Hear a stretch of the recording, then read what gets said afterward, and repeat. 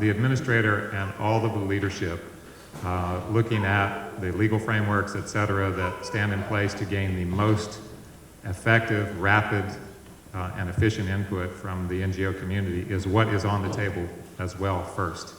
And to frankly experiment and explore approaches to make sure that that doesn't fall victim to slowing down behind all the legal processes that go along with it.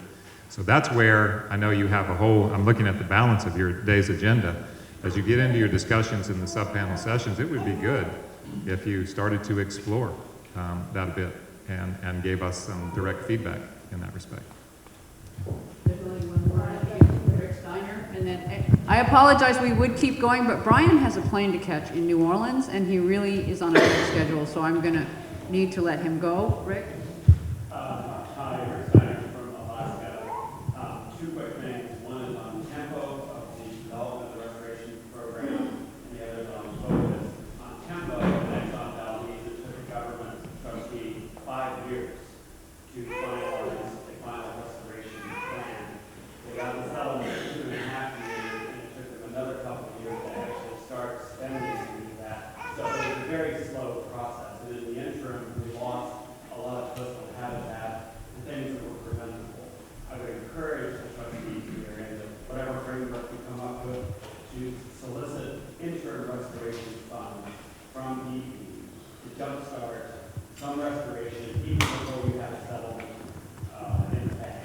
So it would be a very crucial thing to do the things that you need to do without foreclosing this opportunity. We take and close $500 million for research, $500 million for $1 billion as a down payment on relevant restoration.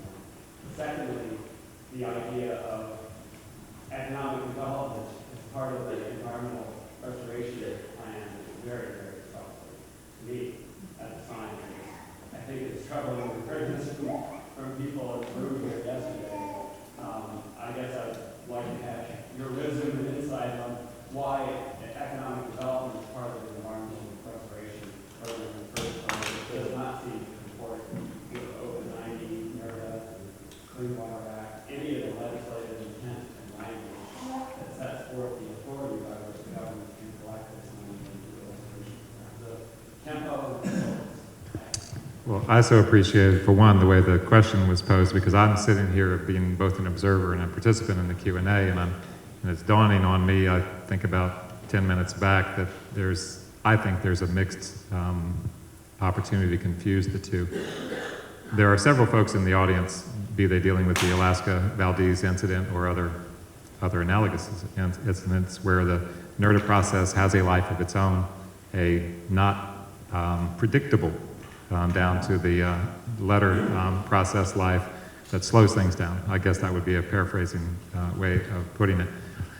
That process is equally, in other words, nobody could get a calendar out and say this is when the end of that will be for the Deepwater Horizon event. The difference in the Gulf Restoration Task Force is, and if you read the Mavis report and you read the structure, the limited structure that's been imposed, is that both the task force and the council will be party to integrating both the exercise of restoration activities that are ongoing with those activities that may be engaged in the NERDA process, NRDA, Natural Resource Damage Assessment process, as it moves along. It's the process as it moves along that's really at bay here. There is innumerable projecting, if you will, that's on the table in the region that is critical to underpin the sustainability and capability of many of those restoration activities to actually take a foothold. And so that is where the Restoration Task Force will run parallel with the NRDA process to try to, frankly, many things. Amalgamate funds that are already in play.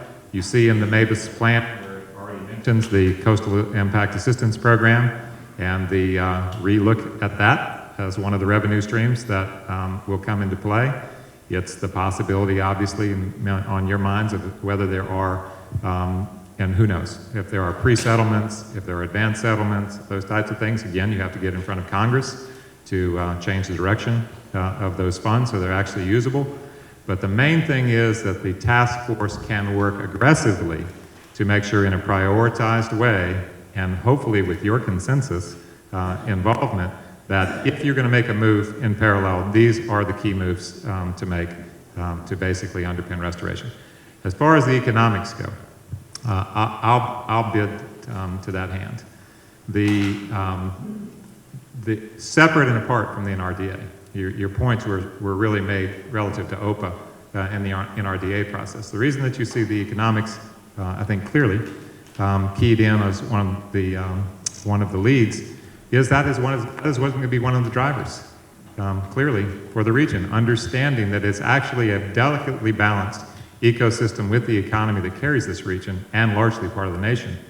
And where that plays into your history and process of dealing just basically mechanically with some of the environmental issues can no longer work for us.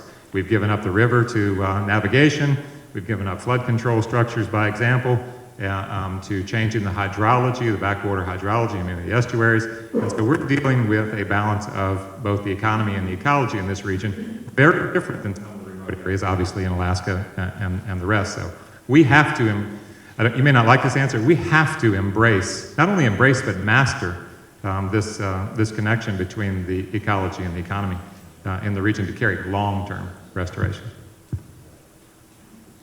All the way to Alaska to meet you, and you jilted me there. Sorry. No. Yeah, I think I think you got called to a meeting in China. It wasn't. I'm just kidding. I'm sorry. But the point that is one I hadn't really brought up, and that is the citizen advisory councils, and we really haven't talked much at all about that up to this point. And I went up there to learn a little bit, and thank you for the entrees that you did give us up there. But that's another powerful way for people to get involved, and that has not really been talked about, at least in the circles, in the meetings I've been into. So that's another avenue that should be explored. And so thank you. Nice to meet you. What, you want to? Yeah. Bryon wants to make one closing comment. Again, I probably have worked with directly in some capacity with 60% of the audience in the room, and I just appreciate actually seeing all of you in one room at the same time.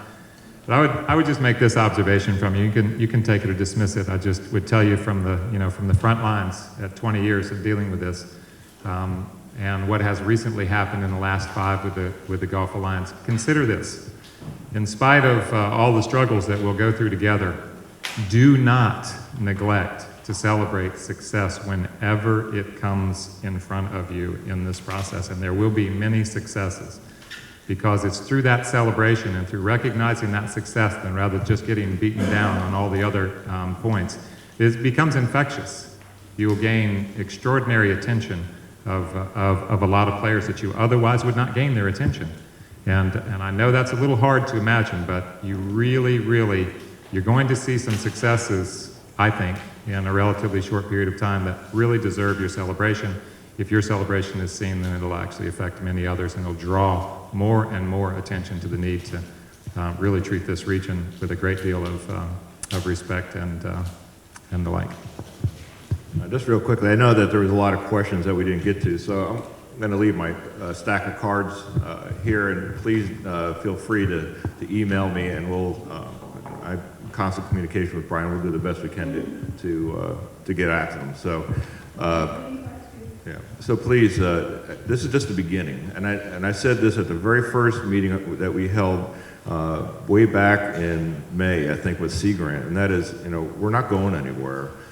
And have we, and I also started by talking, have we done everything perfectly? No, but we've learned a lot, both from our own mistakes, but also from interacting with you folks. So please, the accountability factor is a foundation of trust and how we're going to move forward in a productive way. And I think that's, the more we can get a real sense of how these decisions are being impacting your lives, the better that we'll be able to make better decisions. So.